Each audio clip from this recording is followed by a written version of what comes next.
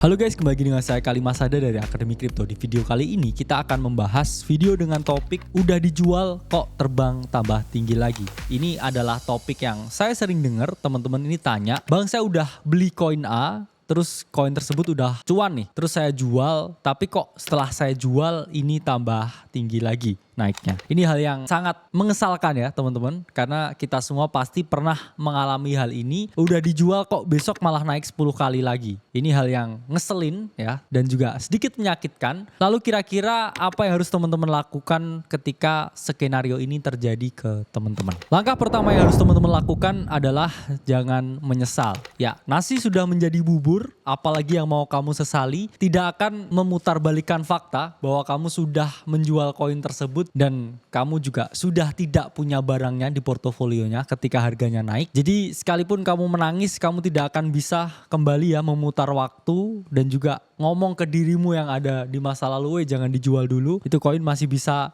naik ya jadi multi bagger. Itu adalah hal yang tidak akan pernah mungkin bisa kalian lakukan. Jadi menyesali sesuatu yang udah terjadi itu adalah tindakan yang sia-sia. Lebih baik kita melihat apa yang akan mungkin terjadi di masa yang akan datang. Jadi langkah terbaik jangan disesali dan juga move on. Kedua adalah hargai trading plan. Ketika teman-teman klik tombol buy dan akan membeli suatu project, ini teman-teman pasti sudah berpikir di mana saya harus menjualnya. Pasti teman-teman membuat sesuatu yang namanya trading plan, kapan teman-teman ini harus entry, di mana area invalidasinya ketika itu gagal, dan di mana area take profitnya ketika teman-teman berhasil trading plan-nya. Nah, ketika teman-teman udah buat trading plan-nya dan trading plan ini berhasil ya, target profitnya udah hit. Lalu kenapa teman-teman nyesel untuk menjual aset tersebut? Itu kan menunjukkan kalau teman-teman tidak konsisten atau inkonsisten dengan trading plan yang teman-teman miliki. Kalau memang saya beli di $1 dan saya target untuk jual di $2, ya sudah, ketika mencapai $2 ini udah waktunya untuk menjual. Tidak waktunya untuk menyesali ketika setelah teman-teman jual di $2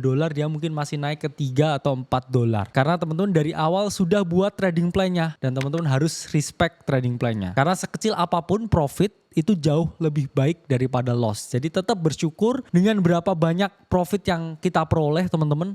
Karena bersyukur itu lebih baik daripada mengeluh, dan ya, profit lebih baik daripada loss. Jadi jangan ngeluh, respect trading plan, dan tetap bersyukur seberapa besar pun profit yang teman-teman peroleh.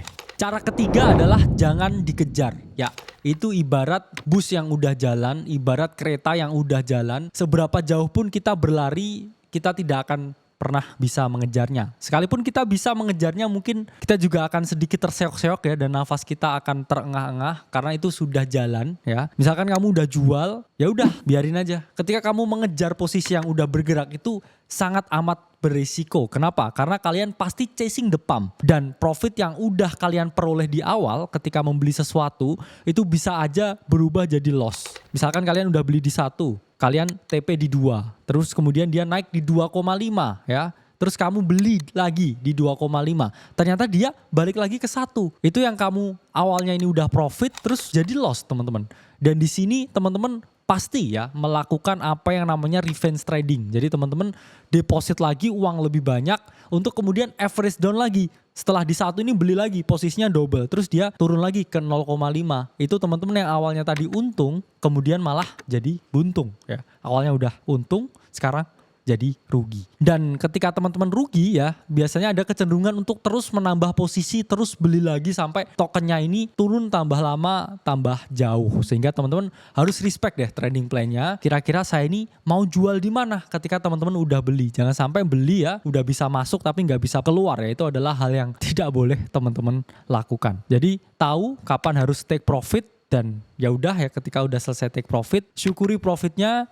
Ketika itu udah naik lagi, jangan dikejar lagi. Ada potensi turun, ada potensi retrace. Dan juga ketika teman-teman udah ngejar, gagal, ya udah jangan average down terus menerus. Karena itu teman-teman bisa membuang profit, dan yang ada teman-teman justru memperoleh loss atau kerugian. Keempat adalah untuk antisipasi, teman-teman bisa gunakan moonback strategi. Jadi ini strategi yang berkali-kali kita udah ungkapkan ya teman-teman, ketika naik 100% better dijual 50%, amankan dulu ya modalnya. Setelah modalnya ini berhasil teman-teman amankan, teman-teman udah bebas ya, ini koinnya ini mau turun lagi ke 40% ya, ataukah ini tokennya mau naik 400% lagi, karena di situ teman-teman udah amanin modalnya. Jadi teman-teman riding free trade ya, yang teman-teman udah nggak peduli apakah ini mau untung ataukah mau rugi ya, karena teman-teman modalnya udah aman ya, mau rugi bodoh amat, besok pun mau naik 4 kali lipat pun juga syukur ya.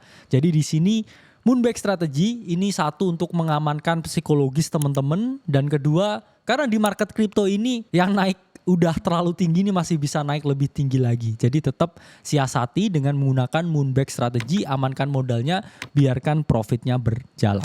Dan hal kelima di sini adalah jangan jadi toxic dan nyebar FUD. Apa itu FUD? FUD itu adalah fear, uncertainty, and doubt. Ini adalah hal yang sering kita dengarkan, terms yang sering diulang-ulang di kripto, di mana FUD ini dilakukan oleh mereka ya, yang kadang ini barisan patah hati ya istilahnya. Mereka udah jual koin tertentu, ternyata masih naik-naik lagi koinnya, dan mereka akhirnya sebar FUD di komunitas ya, jelek-jelekin koin yang dia udah nggak punya barangnya, yang mana dia sold ketika ini cuma naik kecil ya, terus habis itu koin ini misalkan jadi top 20 market cap. Nah ini jangan teman-teman lakukan ya, jangan jadi toxic ya seperti itu, kemudian nyebar FUD yang nggak jelas ya, bilang ini projectnya jelek ya, ini project rug pull, ini ditinggal developernya, ini udah overvalue dan lain sebagainya. Karena itu kamu jadi orang yang toxic ya, dan orang yang toxic ini ada chance, ada kemungkinan di lain kesempatan, di lain waktu teman-teman justru dijauhkan dari keuntungan ya. Jadi ya udahlah ya, move on aja ketika ini projectnya udah naik berkali-kali lipat, dan teman-teman lihat ya potensi lain yang mungkin masih bisa teman-teman beli. Jangan nge-FUD project yang udah kamu jual.